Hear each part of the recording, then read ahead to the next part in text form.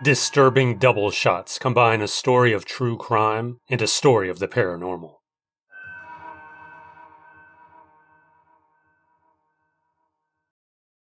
Wisconsin, 1976 and 2019. David Schultz and his fiancée Ellen Matthews went on a camping trip. Shortly after finding a suitable campsite, Schultz was shot in the neck. Matthews was then sexually assaulted and shot to death as she dressed. No arrest was ever made until 2019, when DNA found on Matthews led forensic investigators to a local family. 3 brothers became the prime suspects. Police used their trash to narrow the list further to 1, Raymand Vannieuwenhoven. To get his DNA, police conducted a fake survey where they had Raymond lick and seal an envelope. From there, investigators matched his DNA to the semen found at the crime scene. Raymond currently awaits trial.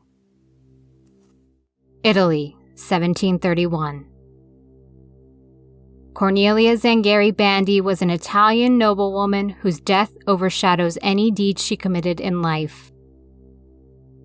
During her last dinner, the 66-year-old countess was described as dull and heavy. Her maid accompanied her to her room, where they spent several hours praying.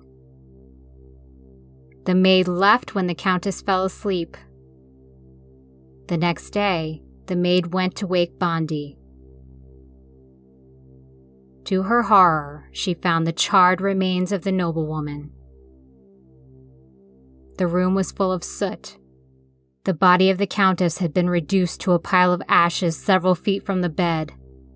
However, her lower legs below the knee, 3 fingers, and the front of her skull were all intact.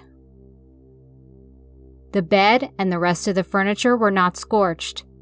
Instead, they were covered by a layer of grease. On the floor was a lamp covered with ashes, but there was no trace of oil.